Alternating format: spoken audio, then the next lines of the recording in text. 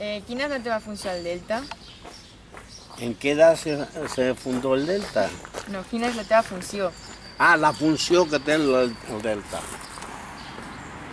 El Delta és una cosa i el lago de la Ricarda és una altra cosa. Però la teva funció aquí, o sea, La funció que té el lago del Delta és que recull totes les aigues de pluja i de capa freàtrica i es consumeixen al lago. vale. El lago, en un moment determinat, segons el temporal que hi hagi, perquè també entra aigua de mar, s'ha d'obrir. El lago La Ricarda fa com de dipòsit per totes aquestes col·leccions de coses que surten. La capa freàtrica, la pluja, els temporals i sobretot el mar. Vale, com es pot identificar cada espècie d'ocell? Perquè es veuen. Hi ha puestos, al lago hi ha puestos determinats que amb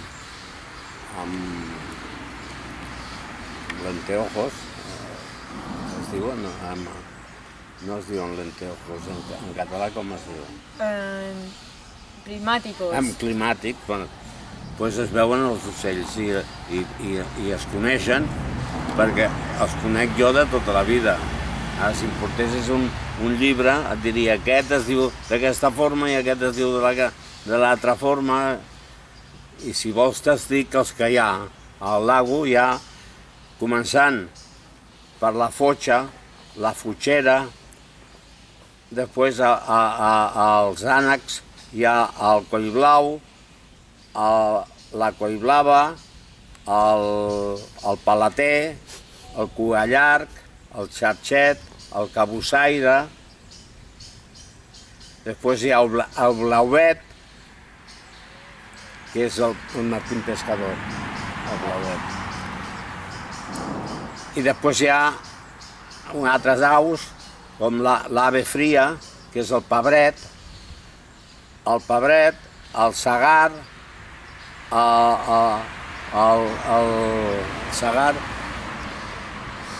després hi ha la becada, després hi ha altres més, la gallina de mar, que és la gaviota, després hi ha les garses, la garsa real, la garsa rúbia, la garsa comú, la garceta blanca. Després hi ha altres ocells com la tórtola, el colom torcaz, que és el codom. I què més? Ja no sé si me'n deixo alguna. Bueno, doncs hi ha els ocells, que són l'ocell normal, el gorrión, l'estornell, i què més hi ha? La urraca, que és la garsa, les cotorres. I quan estan en perill, què fas? O sea, com actues quan estem en perill? O sea, Qui? Perill qui? algun ocell. Algun ocell? Bueno, aquí l'única cosa de perill, perquè hi ha que està protegida, és l'àguila pescadora. Aquesta està protegida. I llavors el perill que té aquesta àguila és que a vegades amb les línies elèctriques queden electrocutades. I tu què fas quan... Doncs si en trobem alguna, la portem si està viva, la portem a que la curin. I si està morta, doncs no podem fer res més que enterrar-la. Treball? Bueno, jo estic retirat ara, però com que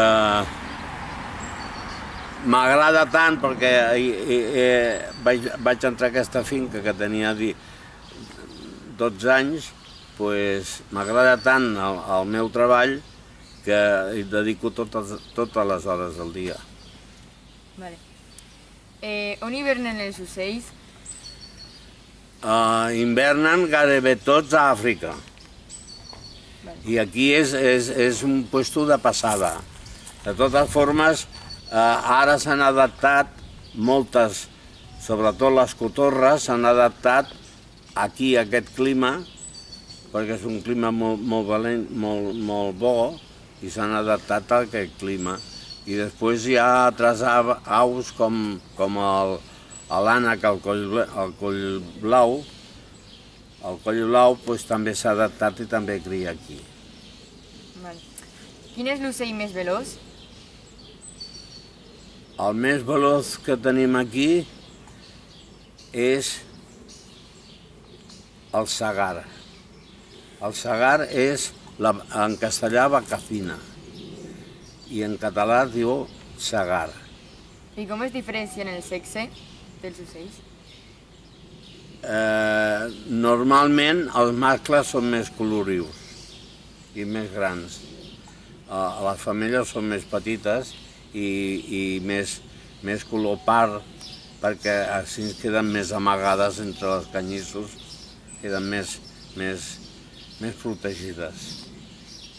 I si un ocell agredeix a una femella, què fan els altres ocells? Pues normalment es barallen per la femella. Vale. Quins són els depredadors de les aus? Bueno, entre ells s'arriben a matar. Migren tots els ocells? Com? Que si tots els ocells emigren. Gairebé tots emigren, menys... Hi ha l'oreneta que emigra cada any i després els ànecs també. Algunes parelles es queden aquí i crien aquí, però emigren, tots se'n van a Àfrica. I has passat alguna experiència amb algun ocell? No. No he tingut cap experiència amb ocells. No he sigut caçador, no he matat ànecs, no he matat res. M'agraden estar amb ells, trobar nius i si els puc salvar els salvo i si no els puc salvar els haig de deixar marxar. Vale. Pues gràcies. Perquè sobretot les àguiles pescadores, els ànecs quan són petitets, els agafen i se'ls mengen. Onda. Ya está. Voy a decir en castellano, porque así me explico mejor y vosotros lo escribís y lo traducís luego si queréis en catalán. El delta del Llobregat se comporta desde Montjuïc hasta Castelldefels, hasta Vallcarca. Esto es el delta del Llobregat. En el delta del Llobregat, cuando llegaba a este llano, como era tan llano, se extendía por toda esta zona. Es decir, se extendía desde Montjuïc, todo lo que es la zona franca de ahora, y todo el Prat, hasta el borde de San Baudilio, hasta Castelldefels y hasta Vallcarca. Vallcarca, que hay el morro que entra al mar, pues hasta allí era el delta del Llobregat. Y no había solamente el lago de la Ricarda. El lago de la Ricarda era un brazo del río Llobregat.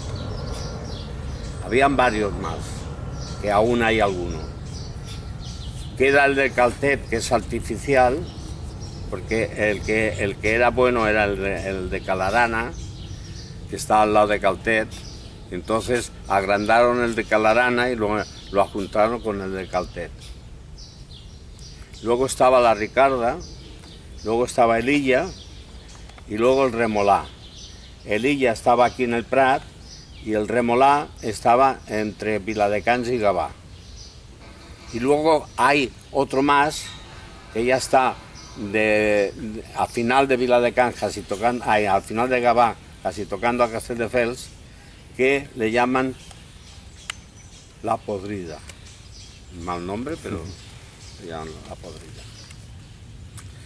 Os explico esto porque el dueño de esta finca, todo esto eran antes, la finca esta se convertía, era de una sociedad de cazadores.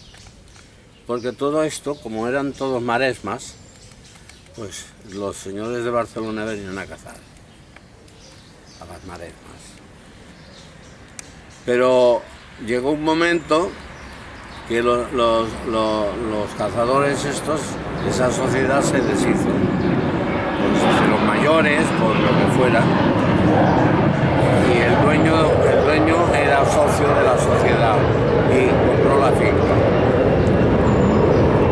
Todas estas explicaciones os las doy porque en todo el en todo el delta había paludismo. No sé si sabéis qué es paludismo. Es unas fiebres que venía a través del mosquito, venía el paludismo.